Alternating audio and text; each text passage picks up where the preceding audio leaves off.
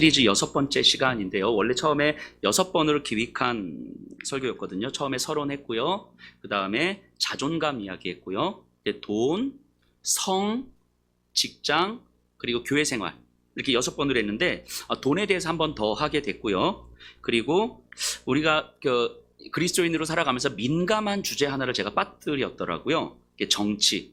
그래서 그리스도인들이 정치에 대한 매우 많은 오해들을 하기 때문에 그렇다고 해서 누구도 성경적으로 정치를 좀 다뤄주지 않고 그러다 보니까 자기 경험과 자기 생각에 맞춰서 계속 뭔가 교회 안에서 막 싸우기도 하고 막 그러잖아요. 그래서 좀 정치에 대해서 기독교인들이 성경적으로 정치를 바라볼 수 있는 그 가이드라인을 좀 제시하는 게 좋겠다는 생각이 좀 들었습니다. 그래서 다음 주에 정치와 복음에 대한 이야기를 좀 하려고 하고요. 그리고 그 다음 주에는 제 원래 기획했던 대로 교회 생활, 조금 더 정확하게 말하면 교회 안에서 우리에게 익숙하지만 복음과 상관없었던 것들, 제목을 교회 안의 거짓말 이렇게 붙일까 아니면 목사들의 거짓말 뭐 이렇게 붙일까 지금 고민 중인데 어쨌든 그 이야기를 좀 하면서 정말 교회를 복음적으로 교회를 어떻게 다시 세워가야 되는가에 대해서 이야기해 보려고 합니다. 오늘은 성에 대한 이야기를 할 거예요. 되게 예민하고 민감한 주제이기도 하고요. 누구에게나 다 노출되고 고민은 되지만 누구도 이야기를 하지 않기 때문에 성과 정치와 관련해서는 그렇기 때문에 그냥 각자 좀 옳을 법한 이야기, 내 경험에 근거해서 생각하게 되는 것 같아요. 그래서 성을 바라보는 어떤 가이드라인을 오늘 우리가 좀 함께 제시해 보려고 합니다. 구체적인 이슈들 하나하나를 따져가는 건 좀 의미가 없을 것 같고요. 그래서 성경은 성을 어떻게 바라보고 있는지, 그 성에 대한 왜곡된 인식, 이긴 음란함이 무엇인지를 살펴본 후에 그리고 그 전제 위에서 동성애와 혼전동거 그리고 결혼의 문제를 좀 한번 생각해 보려고 합니다. 오늘 한 번의 설교로 다루기에는 너무 많은 내용 같지만 가능한 한 오늘 소화를 좀 시켜보려고 합니다. 그만큼 성도님들도 좀 집중해서 들으셔야 되고요. 깊이 생각하시면서 들으셔야 돼요.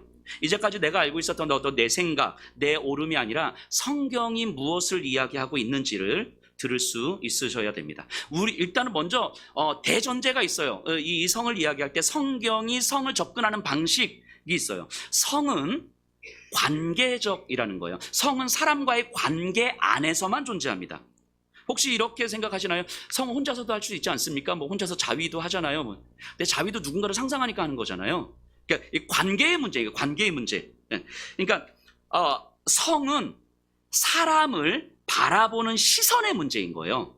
그리고 사람을 대하는 태도의 문제인 거예요. 사람과 관계를 맺는 방식의 문제로서 성을 보셔야 되는 거예요. 그러니까 내 안에서 뭔가 일어나는 나 혼자만의 문제로 성을 접근하면 성경적으로 성을 이해할 수도 없고 성에 대해서 이야기할 수도 없어요. 그냥 각자 자기 기호에 맞게 살아가면 되는 거죠. 우리가 복음 안에서 성을 접근한다고 하는 것은 성경은요, 성을 관계적으로 이해하고 있다라는 것. 이게 전제인 거예요. 그래서 성은 관계적이다라는 전제 위에서 성에 대해서 성경적 접근을 하기 위해서는 두 가지 개념을 우리가 좀 이해를 해야 되는데, 하나는 음란이라는 개념이고 하나는 전인격적 존재, 이 개념이에요. 오늘 설교하면서 이 전인격적 존재, 전인격적 관계 이런 말이 굉장히 많이 나올 거거든요. 이게 무슨 의미인지 이해를 좀 하셔야 돼요. 일단 음란이 뭡니까? 음란은 성에 대한 왜곡된 시선이에요. 왜곡된 시선. 그러니까 사람을 내 성적 취향, 내 욕망의 대상으로 바라보는 시선, 이걸 음란이라고 합니다. 그 사람을 내 욕망의 시선 안에서 바라보는 것, 이걸 음란이라고 해요. 이와 반대되는 말이 전인격적 존재라는 말이에요. 이 의미는요, 사람은 그게 누구든 어떤 사람이든 나하고 맞든 안 맞든 내가 좋아하든 싫어하든 상관없이 그게 누구든 하나님의 이유를 담고 있는 거룩한 존재라는 거예요. 그게 사람은 전인격적 존재다라고 하는 거예요. 그렇기 때문에 그 사람이 가지고 있는 생각, 감정, 정서, 모험, 이제까지 살아왔던 모든 삶의 여정들이 하나님의 이유 안에 있음을 볼 수 있어야 되는 거예요. 그런 태도로 사람을 바라보고 사람을 대하고 사람과 관계를 맺는 것, 이것을 전인격적 관계 이렇게 표현합니다. 이게 무슨 의미인지 아시겠죠? 사람을 하나님의 이유가 있는 존재, 그러니까 내 시선, 내 욕망의 시선, 내 경험에 근거한 시선으로 나를 투영해서 바라보는 게 아니라 그 사람, 그 존재 자체가 창조주 하나님의 이유가 있는 존재이고, 그렇기 때문에 그 사람을 바라볼 때에 하나님의 이유로 이제까지 살아왔던 그 삶의 여정, 그 생각, 그 정서, 감정, 이 모든 것들을 하나님의 이유 안에서 내가 바라보는 것, 그리고 하나님의 이유 안에서 그 사람과 관계를 맺는 것, 이걸 전인격적 관계라고 해요. 이것을 사도 바울은 고린도전서 13장에서 이렇게 표현합니다. 사랑은 그 사람에 대해서 오래 참는 것이고, 온유하게 대하는 것이고, 시기 질투하지 않는 것이고, 자랑하지 않고, 교만하지 않고, 무례하지 않고, 자기 유익을 구하지 않고, 성내지 않는 것이고, 사랑하는 사람을 위해서 불의함을 끊어낼 수 있고, 진리와 함께 기뻐할 수 있고, 모든 것을 참고, 모든 것을 믿고, 모든 것을 바라고, 사랑하는 사람과 함께 모든 것을 견디는 것입니다. 자, 이것을 전인격적 관계를 맺는 것이다라고 이야기를 하는 거예요. 이걸 사랑이라고 이야기하는 거예요. 즉 성은 이런 관계 안에 있을 때에만 아름답다고 성경은 이야기하고 있는 거예요. 바꿔 말하면 성을 이런 관계 안에 두지 않으면, 이런 관계 안에서 성을 바라보지 않는 그걸 음란이라고 하는 거예요. 음란. 사람을 전인격적인 존재로 바라볼 수 없는 상태에서 성관계를 맺는 것, 또는 성관계를 상상하는 것, 이것이 음란이죠. 음란. 이 정도 되면 우리는 이제 모두 음란한 거 맞죠? 이 정도 되면 나는 아닌데요? 뭐 이러시는 분들 안 계시죠? 간음은 이 음란의 당연한 결과죠. 자, 요 음란과 전인격적 존재라는 개념을 우리가 이해를 좀 했으면 오늘 본문을 이해할 수 있을 것 같아요. 모세 율법에 의하면 간음하지 말라고 했단 말이에요.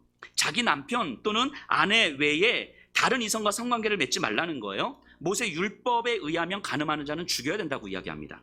자, 이에 대해서 28절입니다. 마태복음 5장 28절. 나는 너희에게 이르노니 음욕을 품고 여자를 보는 자마다 마음에 이미 간음하였느니라. 자, 예수님이 이렇게 말씀하시는 거예요. 모세는 그렇게 이야기했지만 나는 이렇게 말한다. 음욕을 품고 여자를 보는 자마다 이미 마음에 간음하였느니라.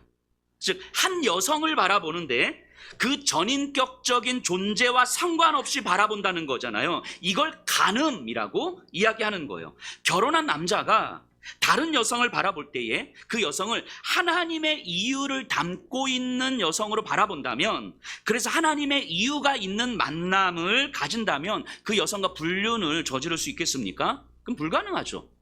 전인격적 존재로 바라보고 전인격적 관계를 맺을 수 있다면 그 불가능한 거예요. 결혼관계 외에 다른 이성과 실제로 성관계를 갖지 않았다 할지라도 이미 한 여인을 내 안에서 내 성적 취향에 맞는 몸으로 바라본다면 그걸 간음이라고 말씀하시는 거예요. 사람을 내 욕망의 시선, 내 성적 취향의 시선 안에 가두어 두는 거니까 그걸 간음이라고 이야기한다고요. 그것은 한 여성의 전인격성을 무시하는 것이고, 그 여성 안에 담겨진 하나님의 이유를 무시하는 것이고, 그것은 결국 하나님을 모독하는 것이다, 이렇게 말씀하시는 거죠.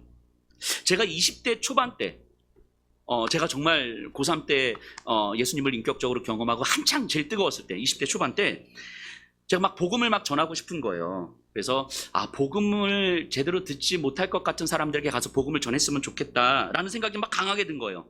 그래서 어디에 있을까라고 생각하다가 소위 우리 사창가라고 불리는 곳을 생각한 거예요. 뭐 용산, 서울역, 청량리, 미아리 뭐 이런 곳에 쭉 있잖아요. 저희 제가 다니던 대학교와 가장 가까이 있었던 곳이 용산이어서 용산을 갔어요. 제가 오해하지 마세요. 제가 돈을 내면 여성 한 분과 1대1로 제가 일정 시간을 가질 수 있잖아요. 그때 제가 이렇게 성관계를 갖지 않고 복음을 전하고, 그 조그만 그 공간에서 복음을 전하고 성경책을 선물로 드려야 되겠다, 뭐 이 생각을 한 거죠. 그래서 그 거리를 이제 백팩을 메고 그 거리를 이제 다녔어요. 그 뭐 가보신 분들은 아시겠지만 그 유리문이 쫙 있고요. 뭐 붉은색 조명이 쭉 있고 여성분들이 거기 이제 한 분, 두 분 이렇게 앉아 계시잖아요. 짧은 치마를 입고. 그래 아주머니들이 나오셔가지고 막 총각 놀다가 막 이러면 왜 그러세요? 막 이게 막 그 거기를 왔다 갔다 하는데 결국 못 들어갔어요. 용기가 없더라고요. 들어갈 만한 용기가 저한테 없어서. 그런데 거기를 다닐 때 정말 많은 사람들이, 그러니까 제가 20대 초반이니까 지금부터 거진 한 30년 전 정도잖아요. 정말 많은 사람들이 거기를 다니시더라고요. 많은 분들이. 거기를 다니시는 분들이 물론 저와 같은 이유로 그 거리를 다니셨던 분들도 있을 거라고 믿고 싶지만 그렇지 않은 분들도 많을 거란 말이죠. 그분들이 유리문 안쪽에 계시는 여성분들을 보면서 어떤 생각을 했을까? 그 유리문 안쪽에 있는 여성분을 바라보면서 저 여성이 전인격적인 존재구나, 이런 생각을 했을까요? 그럴 리가 없을 거예요. 내 성적 만족을 채워주는 몸으로만 보여주지 않았을까요? 그런 곳에 기웃거리는 사람들이 집에 있는 자기 아내를 전인격적인 존재로 바라볼 수 있었을까요? 하나님께서 나에게 허락하신 하나님의 사람으로서 자기가 자기 아내를 바라볼 수 있었을까요? 남편으로서는 최선을 다할 수 있었을지 모르겠지만 아내를 전인격적으로 바라보기는 어렵죠. 젊은 청년들, 아니 나이가 들어도 마찬가지일 텐데요. 쉽게 이성을 만나고 쉽게 성관계를 맺을 때 그 상대를 전인격적인 존재로 볼 수 있겠습니까? 물론 하나님을 믿지 않는 사람들은 여기서 논외예요. 우리는 믿음의 이야기를 하는 거니까. 예수를 믿는 사람들이 그 상대를 하나님의 이유가 있는 존재고 하나님의 이유가 있어서 나와 만나게 하신 존재라는 그 전인격적인 존재를 볼 수 있겠습니까? 사랑하기 때문에 괜찮겠습니까? 그 사랑, 우리가 말하는 그 사랑이라는 건 정말 오래 참고 온유하고 시기 질투하지 않고 무례하지 않고 내가 사랑하는 이 사람 때문에 불의를 과감하게 끊어낼 수 있는 그런 사랑입니까? 아니면 그저 지금 이 순간의 감정은 혹시 아닙니까? 어쩌면 이미 우리 안에 사람을 전인격적으로 바라볼 수 있는 시선 자체가 없기 때문에 가능한 모습들은 아닙니까?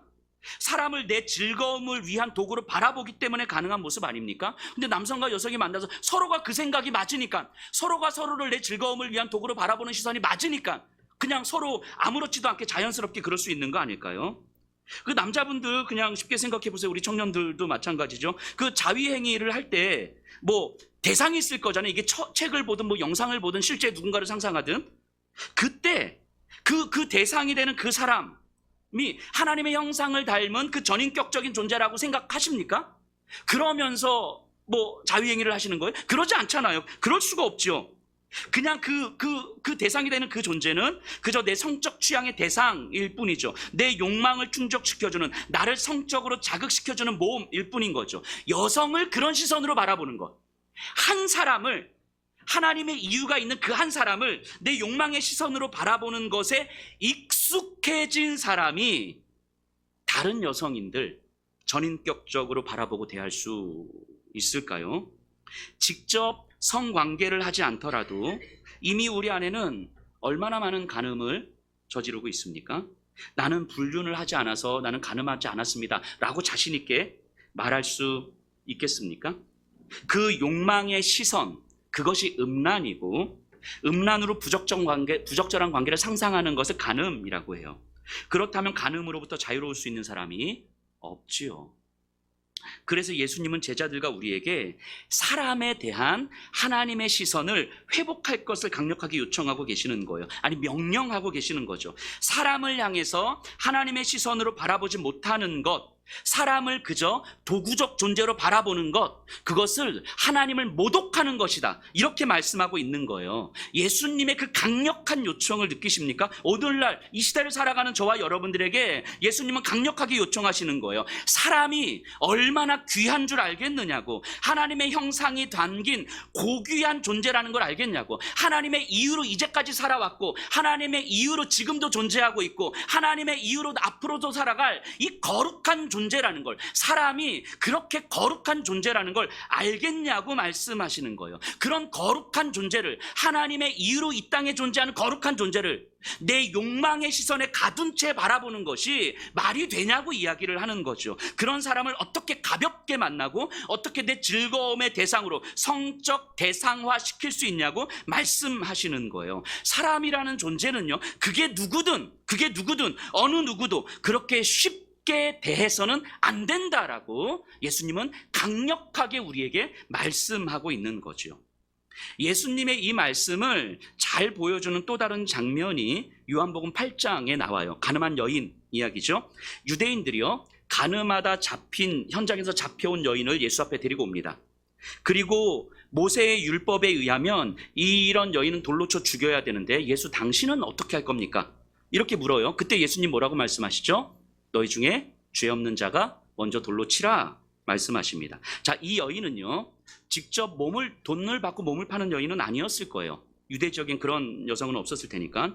그렇다고 남편이 있는 여자가 아내가 있는 다른 남자와 불륜을 저지른 것도 아니었을 거예요. 왜냐하면 그랬다면 현장에서 잡혀온 거잖아요. 그럼 남자와 여자를 같이 잡아왔어야 되는 거거든요. 근데 여자만 잡아왔잖아요. 이거는 아마도 이 여자는 혼자 사는 여인이었을 거고요. 정황상 과부였을 가능성이 큽니다. 자신을 보호해줄 보호자가 없는 사회적 약자로 살았을 거예요. 그렇다면 이 여인이 그 사회에서 생존할 수 있는 방법은 남자들에게 기댈 수밖에 없죠. 남자들은 이 여인과 성관계를 맺고 돈을 주든가 먹을 것을 주든가 재워주든가 했겠죠. 이 여인과 직접 성관계를 맺지 않았더라도 그 지역의 남성들은 상상 속에서라도 이 여인을 그렇게 대하지 않았겠습니까? 여러분들, 그 이스라엘 사회는요, 이런 여인들, 보호자가 없는 여인들, 과부나 고아들 또는 나그네들, 이런 사람들에 대해서 그 사회가 그런 사람들의 생존을 책임져 줘야 되는 거예요. 보호자가 없는 사람들을 책임져 주는 게 사회적 책무고 의무였어요. 그것이 그 사람을 전인격적 존재로 대하는 거였어요. 아무리 돈이 없다 할지라도 그 사람의 생존을 사회가 책임져 주는 것. 왜냐하면 하나님께서 허락하신 한 사람일 테니까. 돈이 없어도 사회는 그 과부를 책임져 줘야 되는 거예요. 이게 하나님의 질서는 그랬어요. 그런데 그 지역 사람들은요, 여인을 돌보지 않았습니다. 오히려 여인을 욕망의 대상으로 삼고 욕망의 대가를 지불한 거죠. 그 여인과 성관계를 하지 않았던 남성들도 마찬가지 아니었겠습니까? 그 여인을 전인격적 존재로 대해준 사람이 없었던 거예요. 그들 마음에서 저 여인은 성적 대상이었을 뿐 하나님의 형상은 아니었을 거예요. 예수님은 그 부분을 정확하게 짚어내고 계시는 거죠. 너희 중에 죄 없는 자가 먼저 돌로 치라. 너희 중에 저 여인을 거룩한 하나님의 형상으로 대한 사람들이 있더냐? 하나님의 이유가 있어서 이 사회에 허락한 거룩한 존재로 존귀히 대한 사람이 있더냐? 너희 중에서 저 여인을 전인격적인 존재로 대하고 전인격적 존재로 관계 맺는 사람들이 있었더냐? 너희는 모두 가늠한 자들 아니냐? 너희 중에 죄 없는 자가 먼저 돌로 치라. 예수님이 이렇게 말씀하신 거 아닙니까? 예수님의 말씀이 이해가 되십니까? 단지 부적절한 성관계를 하지 마라, 이런 정도의 말씀이 아닌 거예요. 하나님이 죄인인 우리를 바라보시는 그 시선, 우리를 전인격적인 존재로 바라보시는 그 시선을 우리에게도 요청하는 거예요. 그 사회에서 아무것도 없는 여인, 그저 먹을 것 하나에 몸을 내어줄 수밖에 없는 그 여인, 하지만 그 여인조차도 하나님이 우리를 바라보시는 그 시선으로 그 여인을 바라볼 것을 요청하고 있는 거예요. 그래서 욕망의 대가로 먹을 것을 주는 것이 아니라 하나님의 거룩한 존재로 대해서 재워주고 입혀주고 먹을 것을 주었어야 된다고 이야기하는 거예요. 그런데 너희들 중에 누가 그 여인을 그렇게 전인격적 존재로 대했느냐라고 예수님은 지금 말씀하고 있는 거죠. 없었다는 거예요. 예수님은 성을 이런 관점에서 보고 계시는 거죠. 인간은요, 본래적으로 음란할 수밖에 없는 존재예요. 간음할 수밖에 없는 존재거든요. 그렇기 때문에 하나님의 사랑이 아니면 어느 한순간도, 하나님의 사랑에 의지하지 않으면 어느 한순간도 인간은 단 한시도 음란함으로부터 자유로울 수가 없어요. 우리는 우리가 생각하는 것보다 훨씬 더 음란해요. 여러분들 스스로가 생각하는 것보다 훨씬 더 음란할 거예요. 제가 부목사로 사역할 때였는데요, 어떤 분이 교회를 다니지 않는 미혼모 자매를 소개시켜줬어요. 좀 돌봐달라고. 좀 어려운 자매여서. 그 자매가 당시 30대 초반이었거든요. 근데 상당히 이쁜 자매였어요. 굉장히 이쁜 친구였어요. 그러니까 아들이 한 명 있는데 아들은 보호시설에 있었고 한 달에 한 번 외출해서 엄마를 이제 만나는 거예요. 이 자매는 이제 어렸을 때부터 부모로부터 버림을 받았고 여기저기 삶을 의탁하면서 산 거예요. 근데 이제 외모가 워낙 이쁘다 보니까 남자들이 계속 엮이는 거죠. 그러다가 임신을 했고 남자는 어디 있는지 모르고 혼자서 아이를 키우려니까 너무 힘들고 그래서 이렇게 보호시설에 맡겨놓고 이제 뭐 이렇게 살아온 거예요. 제가 그 자매를 만나서 살아온 이야기도 듣고 또 뭐 상담도 하고 많은 시간을, 그리고 교회 뭐 권사님들 집사님들하고 같이 가서 뭐 맛있는 것도 먹고, 뭐 그 아들이 이제 한 달에 한 번 나오면 같이 뭐 맛있는 것도 먹고 그렇게 돌봐줬어요, 오랜 시간을. 근데 어느 날 한 밤 10시쯤 저한테 전화가 온 거예요. 밤 10시쯤에 그 자매가 이제 원룸에 살았는데 형광등이 나갔다는 거예요. 와서 형광등을 좀 고쳐달라는 거예요, 저한테. 그래서 밤 10시에 자매 혼자 사는 집에 갈 수가 없잖아요. 그래서 제가 내일 낮에 우리 권사님하고 같이 가겠다고 했더니 지금 와달라는 거예요. 지금 무섭다고. 그래서 제가 안 갔거든요. 그 이후로 이제 보름 정도 연락도 안 되더라고요. 근데 그때 제가 나는 그런 성적인 유혹에 넘어가지 않아. 나는 그렇게 음란하지 않아. 나는 형광등만 갈아주고 나올 자신이 있어. 라는 생각을 했었다면, 그런 자신감이 있었다면 저는 갔을 거예요. 상상을 해봤거든요. 제가 이런 상상을 왜 했는지 모르겠지만 어쨌든 상상을 해봤는데 제가 그 자매를 잘 아니까 갔어요. 제가 갔어요. 형광등을 갈아주면 그 자매는 차를 내왔겠죠. 마실 거를. 그럼 차 한 잔을 마시면서 조그만 방에서 테이블을 놓고 이렇게 차를 마셨겠죠. 근데 그 자매는 이야기 패턴이 똑같거든요. 이야기를 하면 또 울어요. 자기 신세 한탄하면서 막 목사님. 그럼 저는 괜찮다. 괜찮아. 토닥토닥거려주고 안아주고 손잡고 그래 괜찮아. 이러면 끝나는 거죠. 이러면 끝나는 거죠. 제가 안 간 이유는요, 제가 그런 유혹에 넘어가지 않을 자신이 없었던 거예요. 제가 그런 상황에서 아무렇지도 않을 자신이 없었던 거예요. 제가 제 자신이 얼마나 음란한지 알기 때문인 거죠. 그래서 안 갔거든요. 저만 그럽니까? 저만 그러면 마치 여기 있는 분들은 안 그런 것처럼. 우리는요, 우리가 생각하는 것보다 훨씬 더 음란함에 취약해요. 아닌 것 같아도 우리는 그런 상황에 견딜 수 있는 힘이 생각보다 많이 없어요. 이게 남자들뿐만이 아니라 여자분들도 마찬가지 아니겠습니까? 우리가 얼마나 음란한지를 인정하고 고백할 때, 우리가 사람을 전인격적인 존재로 바라볼 수 있는 시선이 없다는 것을 인정할 때 우리의 음란함이 현실이 되는 경우들을 막을 수가 있는 거죠. 그리고 우리에게는 정말 은혜가 필요하다고, 우리를 향한 하나님의 사랑이 더더욱 깊이 경험되기를 바란다고, 우리는 그런 은혜를 구해야 되지 않겠습니까? 하나님, 내 안에 사람을 전인격적 존재로 바라보는 시선이 없습니다. 예수께서 나를 그렇게 바라보셨던 그 시선을 내 안에서 회복시켜 주십시오. 이렇게 은혜를 구할 수 있지 않겠습니까? 자, 여기까지 충분하게 이해를 하셨습니까? 음란함이 무엇이고 전인격적인 존재가 무엇인지 이해가 되셔야 됩니다. 그리고 우리 안에 얼마나 뿌리 깊은 음란함이 있는지를 깨달으셔야 돼요. 이것이 충분하게 이해가 되셨다면 이 전제 위에서 우리는 동성애 문제도 또 혼전 동거와 결혼 문제도 바라볼 수 있을 것 같아요. 어떤 사람들은 이렇게 이야기해요. 동성애가 한국 교회에서 핫 이슈가 되었잖아요. 동성애가 인류를 위협하는 악이다, 이 사회를 위협하는 악이다라고 이야기를 하기도 하는데, 그런 식으로 접근하면 답이 없습니다. 조금 더 정확하게 엄밀하게 이야기하면 인류를 위협하는 건요, 핵이 훨씬 더 위험하죠. 사회적 양극화가 훨씬 더 위험하고요. 돈으로 사람을 사고 팔 수 있는 성매매가 훨씬 더 위험하고요. 너무 쉽게 불륜과 외도를 저지르는 것이 훨씬 더 위험하고요. 내 자녀만 소중하다고 생각하는 가족 이기주의가 훨씬 더 위험하고요. 폭력에 무감각해져가는 이 세상과 아이들이 훨씬 더 위험하고요. 심지어 제가 볼 때 제일 위험한 건 목사가 돈 밝히는 것 같아요. 이게 제일 위험한 거 아닙니까? 그러니까 동성애를요, 사회적 위협이라는 시선으로 보면서 혐오를 만들어내는 건 복음과는 전혀 상관없는 일이에요. 이거는 분명하게 우리가 좀 아셔야 될 것 같습니다. 그렇다면 적어도 교회는 성경을 통해서 동성애에 대해서 우리가 왜 동의할 수 없는지를 명확하게 이해할 수 있어야 됩니다. 그래야 사회적 폭력의 가해자가 되지 않아요. 자, 동성애는요, 내 성적 취향으로 사람을 바라보는 거잖아요. 남자가 남자를 좋아할 수 있죠. 하지만 하나님은 그렇게 말씀하지 않으셨다는 거예요. 여자가 여자를 좋아할 수 있죠. 하지만 하나님은 그걸 싫어하신다고 말씀하시는 거예요. 성경은 분명히 말씀하시잖아요. 하나님은 사람을 남자와 여자로 지으셨다고요. 남자와 여자로 지으신 이유는 그것이 가장 조화롭고 아름다운 질서이기 때문이에요. 창조 질서는 가장 조화로운 질서였거든요. 그러니까 모든 동물, 모든 자연 만물은 조화로움 속에 존재했어요. 조화로움의 절정이 무엇이었습니까? 인간을 창조한 것이었고요.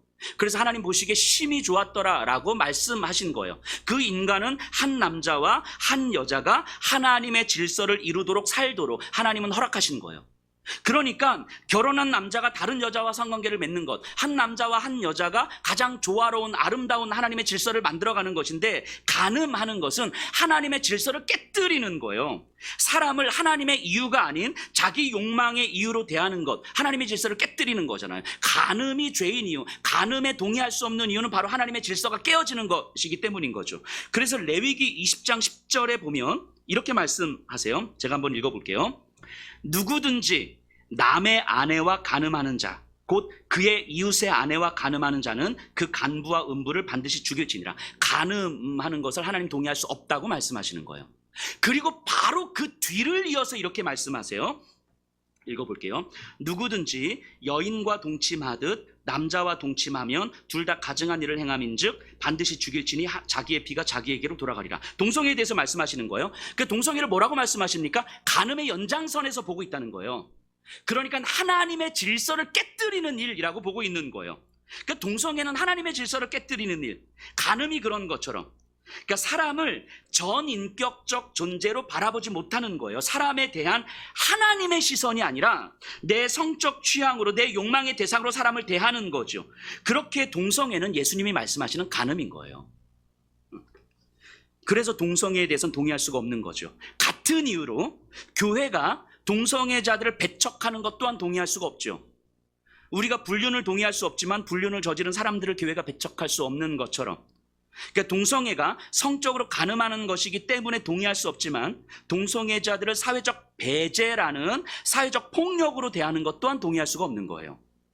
그들 또한 전인격적 존재인 것은 분명하기 때문인 거죠. 그게 사람인 한, 그게 누구라도 하나님의 이유로 존재한다는 거예요.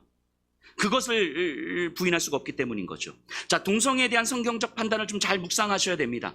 동성애가 하나님의 질서를 깨뜨리는 일이기 때문에 선명히 경계해야 되지만, 그렇다고 해서 성경의 판단을 넘어서 저들을 향한 사회적 폭력의 가해자가 되는 것을 정당화시키면 안 돼요. 이것에 대해서 분명하게 잘 묵상하셨으면 좋겠습니다. 그렇다면 이 전제 위에서 혼전 동거와 결혼도 마찬가지로 접근할 수가 있어요. 요즘 젊은 세대들 중에서 이제 혼전 동거를 많이 하잖아요. 요즘에는, 예전에 저 청년 때는 뭐 혼전 순결에 대한 이야기가 있었는데 이제는 뭐 그거는 이제 논의의 대상도 아닌 것 같아요. 이제 혼전 동거의 이야기가 많이 나오는데, 자, 혼전 동거를 많이 하는 이유가 뭡니까? 더 행복한 결혼 생활을 위한 가장 합리적인 방안이기 때문 아닙니까? 내가 더 행복하게 결혼 생활을 하기 위해서 나하고 가장 잘 맞는 사람인지 아닌지를 검증해 갈 수 있는 가장 합리적인 방식, 이게 동거잖아요. 그럼 우리 한번 생각을 해봐야 되겠죠. 젊은 세대들이 더 행복한 결혼 생활을 위한 방안으로 혼전 동거를 생각하는 이유가 뭘까? 한번 생각해 보셔야 되겠죠. 근데 이유는 너무 분명한 것 같아요. 부모와 어른들 때문 아니겠습니까? 자기 부모님, 자기 주변의 어른들을 보니까 나는 저렇게 결혼 생활하고 싶지 않은 거예요. 자녀에게 잘해주는 건 감사한 일인데 아빠하고 사는 엄마가 행복해 보이지 않는 거예요. 저희 자리 분들 말고 아빠하고 사는 엄마가 행복해 보이지 않는 거예요. 자녀를 위한 헌신은 있지만 엄마 아빠가 아닌 한 사람으로서의 삶은 행복해 보이지 않는 거예요. 그래서 나는 엄마 아빠처럼 그렇게 살고 싶진 않은 거예요. 근데 심지어 어렸을 땐 이런 이야기도 많이 들었어요. 야, 너는 엄마처럼은 살지 마라. 너는 아빠처럼은 살지 마라. 야, 네 아빠가 연애할 땐 안 그랬는데 변했다. 네 엄마가 연애할 땐 안 그랬는데 변했다. 그러니까 당연히 엄마처럼 안 살기 위해서는 검증 과정을 거쳐야 되는 거잖아요. 아빠처럼 안 살기 위해서는 검증 과정을 거쳐야 되는 거 아니겠습니까? 그게 혼전 동거 아닙니까? 그러니까 젊은 세대의 이런 모습에 대해서 뭐라고 하기보다는 어른들의 결혼 생활을 반성해 봐야 되지 않겠습니까? 우리 자녀들은 아닌데, 이게 아니라 우리들의 결혼 생활을 돌아보셔야 되는 거예요. 젊은 세대들에게 어쩌면 우리가 뭐라고 할 자격이 없을지도 모르겠습니다. 젊은 세대들의 혼전 동거를 우리가 그렇게 하라고 만든 것일 수도 있죠. 아이들이 보면서 행복하지 않는 엄마, 행복하지 않는 아빠, 그럼 나도 평생 저렇게 살아야 되나? 그러고 싶진 않은 거잖아요. 그럼에도 불구하고 성경적인 시선을 다시 짚어보기는 해야 되겠죠. 그리고 분명하게 우리가 기준을 제시할 필요는 있지 않겠나 싶습니다. 제가 청년들에게 결혼에 대해서 이야기할 때 항상 세 가지를 이야기하거든요. 요즘 청년들이 이런 말을 잘 따를 수 있을지는 모르겠지만 그럼에도 불구하고 해야죠. 주구장창합니다. 청년들도 그리고 청년 자녀들을 둔 부모님들도 꼭 기억하셨으면 좋겠습니다. 첫 번째는요, 결혼은 언약이다. 하나님과의 언약 관계의 확장이다. 이게 첫 번째고요. 두 번째는요, 결혼은 서로에 대해서 신실해야 된다. 세 번째는요, 결혼은 서로가 하나님 앞에서 성장할 수 있는 관계여야 된다. 이 세 가지예요. 결혼은 하나님의 언약 관계의 확장이다.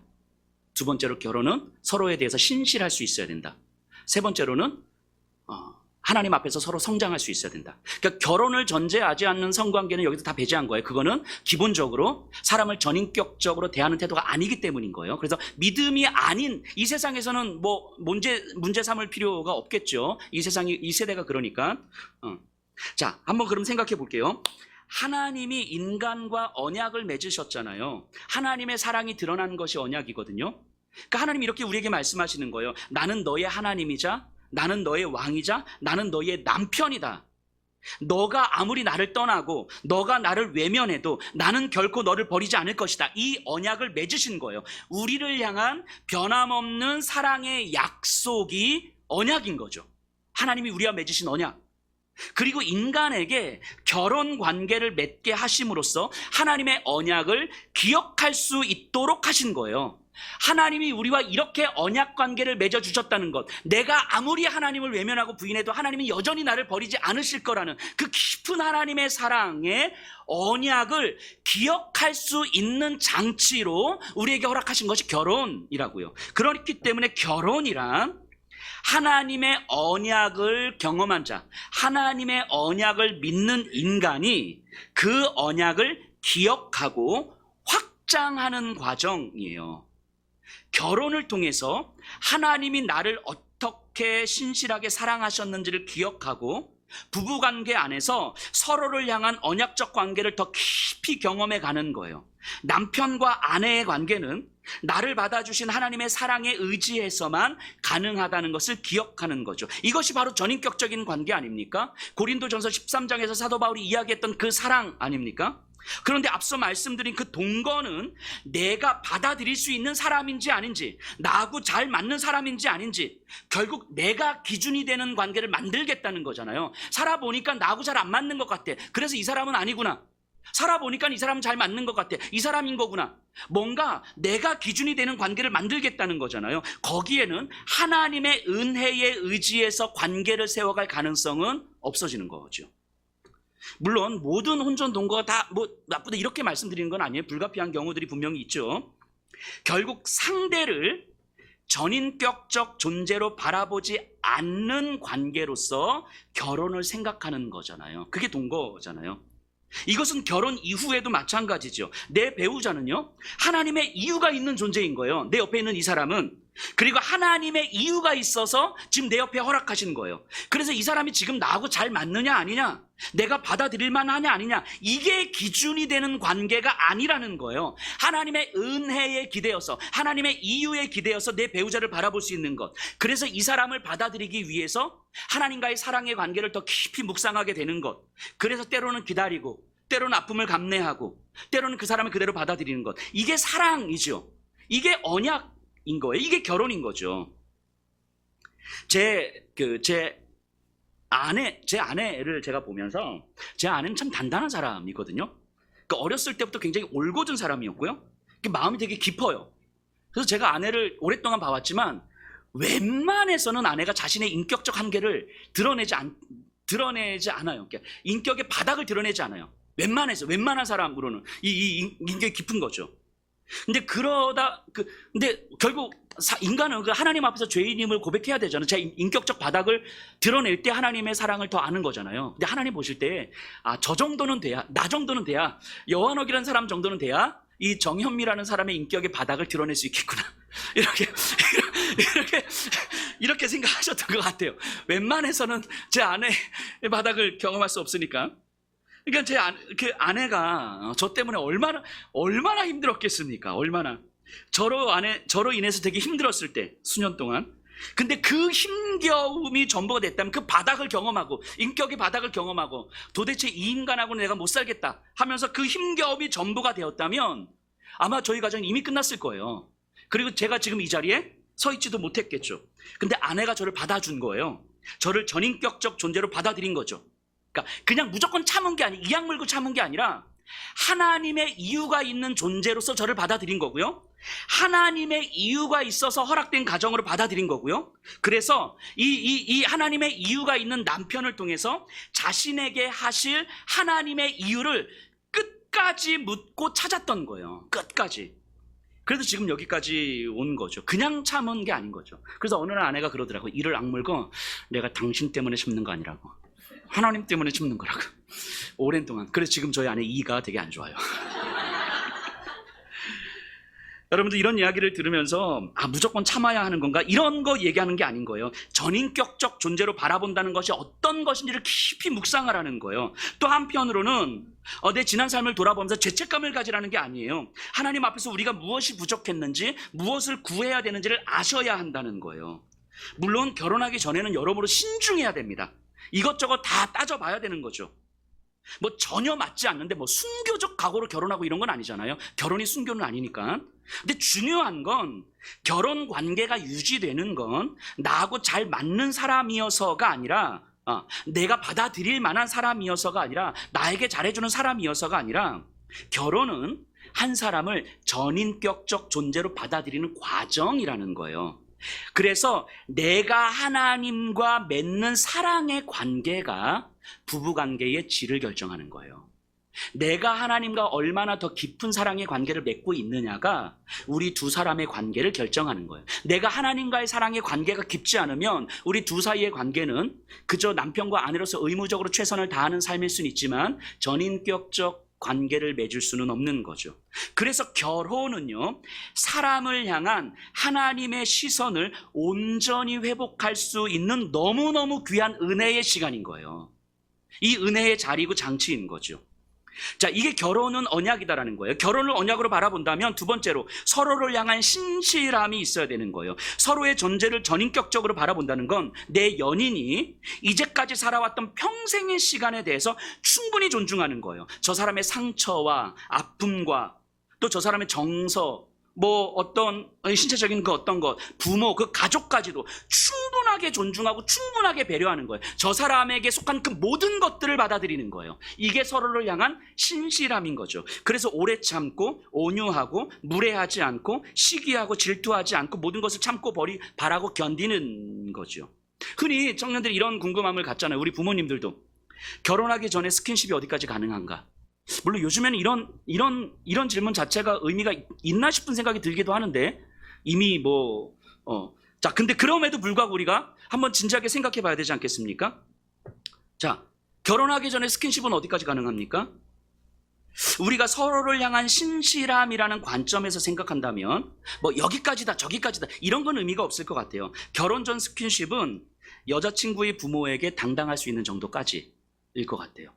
이게 부모에 대한 신실함 아닙니까? 내 배우자의 부모에 대해서 신실하다는 건 내 배우자가 될, 내 연인이 될 사람의 부모님이 허락할 수 있는 정도, 그 부모님에게 당당할 수 있는 정도까지 여야 되지 않겠습니까? 그것이 서로의 부모님에 대해서 신실하다고 말할 수 있는 거겠죠. 서로의 부모님들이 동의할 수 있는 정도, 서로의 부모님들이 받아들일 수 있는 정도. 그리고 부모님들 또한 자녀들에게 이 정도는 말해줄 수 있어야 되는 거 아닙니까? 적어도 예수를 믿는 부모라면 연애하는 자녀가 어느 정도까지 스킨십을 해야 되는지 이야기해 줄 수 있어야 되는 거잖아요. 너가 만나는 저 사람의 관계는 너의 남자친구, 너의 여자친구의 부모에 대한 태도다 라는 걸 말해줄 수 있어야 되는 거잖아요. 그 부모에 대해서 부끄럽지 않을 정도로 너희들의 관계를 맺어라 라는 이야기를 해줄 수 있어야 되는 거잖아요. 적어도 예수를 믿는 부모라면 그냥 알면서도 모른 척, 다 알면서 그냥 요즘 다 그렇지 뭐.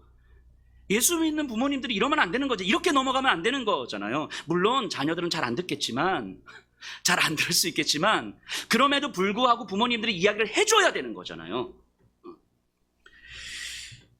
서로를 향한 신실함을 지킬 수 있다면 당연한 결과겠지만 서로가 하나님 안에서 더 성장하는 관계가 만들어질 수밖에 없어요.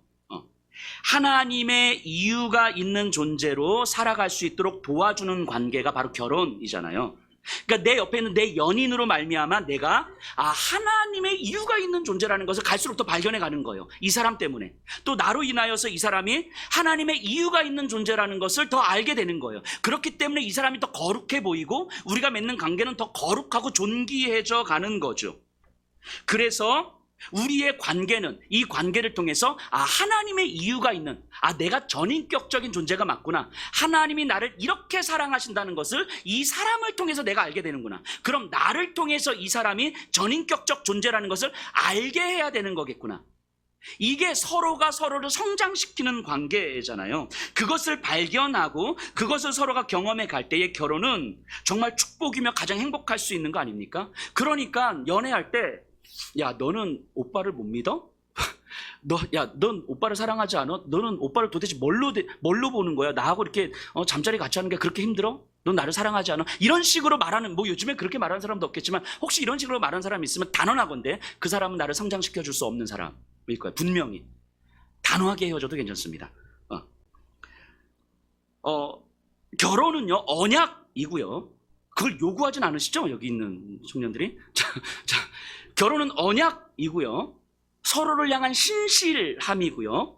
그리고 하나님 안에서 함께 성장할 수 있는 관계여야 되는 거예요. 연애와 결혼 마찬가지인 거예요. 연애도 언약이고요. 연애도 서로를 향해서 신실해야 되고요.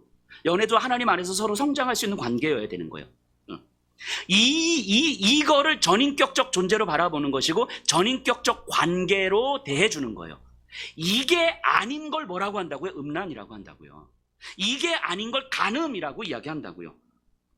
당연한 이야기겠지만 결혼이 전제되지 않는 성관계는요, 결국 사람을 전인격적으로 볼 수 없기 때문에 가능한 관계일 거예요. 자기 즐거움을 위한 관계일 테니까. 그렇기 때문에 믿음이 아니면, 예수 그리스도를 믿는 그 믿음이 아니면 이런 이야기들은, 오늘 우리가 하는 이야기들은 아무 의미가 없는 거예요. 그러니까 믿음이 아닌 곳에서는, 믿음으로 접근하지 않으면 어쩌면 이 세상이 흘러가는 이 성에 관한 문화들은 어떻게 할 수가 없는 거예요. 근데 이런 세상 속에서 하나님은 교회를 허락하신 것이고, 이런 세상 속에서 우리 그리스도인들을 허락하셨잖아요. 근데 우리 교회와 그리스도인들조차도 이 세상의 흐름 속에서 그렇게 그냥 흘러가는 것, 어떤 변별성도, 어떤 구별도, 어떤 성에 대한 전인격적 관계도 고민하지 못하고 생각하지 못한다면 우리는 예수 그리스도 안에서 간음한 자일 수밖에 없는 거죠. 혹시 너무 이상적인 이야기로 들립니까? 나와는 전혀 동떨어진 이야기로 들립니까? 왜 그렇게 들릴까요? 왜 우리에게 너무 이상적인 이야기로 들리겠습니까? 어쩌면 우리에게 사람을 전인격적 존재로 바라보는 시선이 없기 때문은 아닐까요? 성에 대해서든 모든 관계에 대해서든 결국 내가 기준이 되는 관계에만 너무 익숙해져 있기 때문에 교회에서는 예배를 드리는 것 같지만 여전히 우리는 성에 대해서는 전인격적 관계로서 생각하지 못하고, 연애와 결혼에 대해서는 전인격적 관계로서 고민하지 못하고 있는 것은 아닙니까? 그리고 어차피 세상은 그렇게 흘러가고 나도 그렇게 살아오기 때문에 이게 뭐가 나빠서 이렇게 자기를 정당화시키는 방식으로만 생각하고 있는 것은 아닙니까? 여러분들 복음을 잘 생각해 보세요. 예수님은요, 저와 여러분들, 그러니까 우리가 상상하는 어떤 죄보다도 더 추악한 죄인이었던 우리를 전인격적 존재로 바라보시고 전인격적 관계를 맺어주셨어요. 우리를. 왜 그러셨을까요? 여러분들은 왜 예수님 보시기에 여러분들이 이뻐서, 좋아서, 예수님의 성적 취향에 맞아서, 예수님이 우리를 받아들일 만해서? 아니죠. 이유는 딱 하나죠. 예수님의 아버지 되신 그 하나님께서 우리를 사랑하신다고 말씀하시기 때문인 거예요. 하나님이 사랑하는 자녀이기 때문에 너희들을 위해서 내가 내 생명을 던질게. 한호가, 내가 볼 때 너는 정말 더럽고 추악한 존재가 맞는데 내 아버지께서 너를 사랑하시니 너를 위해서 내가 내 생명을 던질게. 이렇게 말씀하시고 받아주신 거잖아요. 나를 하나님의 사랑으로, 하나님의 이유가 있는 존재로. 그래서 그 어떤 판단도 정죄도 하지 않으시고 우리를 있는 그대로 받아주시고 안아주신 거잖아요. 하나님의 이유로서 우리를 안아주신 것. 이것이 복음이잖아요. 그 사랑이 나에게 깊이 경험되어지는 것만큼 우리는요, 나 자신을 전인격적인 존재로 회복해 갈 수 있는 거예요. 어쩌면 가장 심각한 문제는 우리가 우리 자신이 전인격적인 존재라는 사실을 인식하지 못하기 때문 아니겠습니까? 내가 하나님의 이유로 충분히 살아가는 존재라는 것을 생각하지 못하는 것, 이게 가장 심각한 문제 아닙니까? 나를 향하신 예수님의 그 사랑을 깊이 깨달으면 깨달을수록 내가 얼마나 전인격적인 존재인지를 알게 되는 거고요. 그렇다면 내 배우자, 내 연인을 전인격적인 존재로 바라보는 시선을 회복할 수 있는 거예요. 그리고 전인격적인 관계를 만들어 갈 수가 있는 거죠. 그러니까 예수님과의 그 사랑의 깊이가 우리의 연애를 결정짓는 것이고 우리의 결혼을 결정짓는 거예요. 이것이 아니면요, 성, 결혼, 가정에 대해서 우리가 소망을 이야기할 수 있겠습니까? 이게 아니면, 이런 이야기를 할 수 없으면 우리가 성과 결혼과 가정에 대해서 소망을 말할 수 있겠습니까? 교회에서는 거룩하게 예배 드리는 것 같지만 여전히 사람을 내 성적 취향이나 욕망의 대상으로 바라보면서 삶을 채워가게 되는 거예요. 내 배우자를 바라보는데, 내 연인을 바라보는데 전인격적 존재로 바라보는 시선을 평생 가져보지도 못한 채 그냥 살아가는 거예요. 그래서 자녀들의 결혼 앞에서도 그냥 부모가 바라는 거 그저 무탈하게만 살기를, 거룩한 소망을 품는 가정이 되기를 바라지도 못해요. 너희들의 가정이 거룩한 소망을 품고 이 성적으로 무분별해진 이 세상 속에서 적어도 너희들이 사람을 전인격적으로 대할 수 있고 전인격적 관계를 만들어갈 수 있고, 그래서 너희들 안에서 하나님의 소망이 어떻게 펼쳐지는지 그런 거룩한 가정이 되기를 소망한다, 이런 이야기를 결혼을 앞둔 자녀들에게 하지도 못하고 할 수도 없다는 것이 얼마나 비극적인 일입니까? 그저 무탈하기만을 바라고 건강하기만을 바라고, 거기에 무슨 소망이 있고 거기에 무슨 다음 세대가 있습니까? 교회가 그리스도인들이 회복해야 할 소망은 바로 여기 가정에서 시작되어야 되지 않겠습니까? 성에 대해서 자기 욕망과 즐거움이 기준이 되는 세상에서 성은 사람을 존귀히 여기는 태도라는 걸 알려줘야 되는 거잖아요. 사람은 어떠한 경우에서도 도구가 될 수 없다는 것을 알려줘야 되는 거잖아요. 사람은 그게 누구든 얼마나 존귀한지, 얼마나 거룩한지, 그래서 사람을 어떻게 존귀하게 대해야 되는지 알려줘야 되는 거잖아요. 어느 경우에서도 사람은 결코 도구가 될 수 없고 내 욕망의 대상이 될 수 없고 내 이해관계의 대상이 될 수 없다는 사실을 알려줘야 되는 거잖아요. 그게 성에 대한 태도고 결혼에 대한 태도고 가정에 대한 태도 아닙니까? 혹시 지금까지 우리가 몰랐고 또 못했고 그래서 가늠하는 자로 살아오셨다면 그래서 어쩌라는 거야, 이게 아니라 다시 철저히 예수님의 십자가 사랑 앞에 무릎 꿇어야 하지 않겠습니까? 그 사랑이 내 안에 깊이 경험되기를 갈망해야 하지 않겠습니까? 이제는 더 이상 가늠하는 자로 살고 싶지 않다고, 거룩하고 존귀한 자로 살고 싶다고 탄식하며 애통해야 되지 않겠습니까? 하나님, 내가 전인격적인 존재이며 나에게 허락된 이 사람이 하나님의 이유가 있어서 나에게 허락된 전인격적인 사람이라는 것을 이제는 우리 안에 회복하기를 갈망해야 되는 거 아닙니까? 그렇게 다시 우리의 인생을 시작해야 되는 거 아니겠습니까? 이 자리에 계신 분들이 그렇게 시작할 때에 우리 자녀들에게 다시 소망이 생기는 거 아닙니까? 우리 그렇게 다시 시작할 수 있었으면 좋겠습니다. 우리 다 같이 일어나셔서 주를 찬송하겠습니다.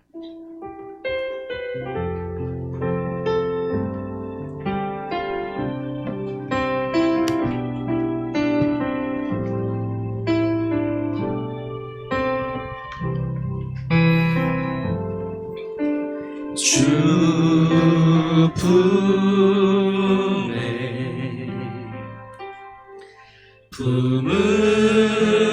품으소서.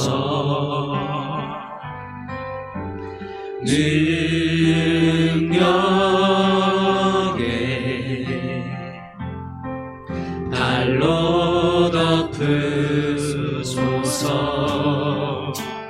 거친 파도 날 향해 와도 주와 함께 날아오르리.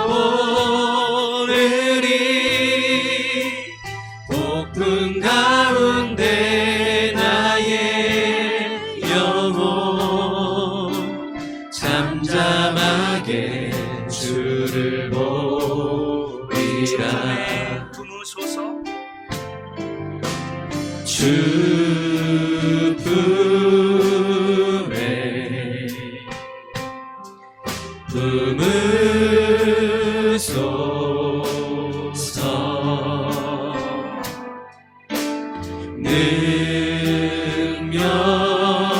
능력에 발로 덮으소서. 거친 파도 날 향해 와도 주와 함께 나오리니